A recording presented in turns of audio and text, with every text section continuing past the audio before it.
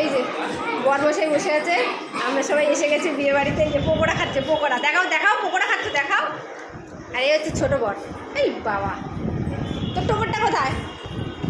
এই যে আমাদের সব গ্রুপ বসে আছে, দেখো সব বিধ্বস্ত, সব জামা কাপড় খুলে ফেলেছে, দেখো সব বিধ্বস্ত। আঙ্কেলের বিয়েতে এসে সব বিধ্বস্ত। আর দুজন কোথায়? আসতে বললাম। বন্ধু বাইরে বসে আছে। কেন ঘরে ওখানে গিয়ে বসে খাওয়া যাবে না?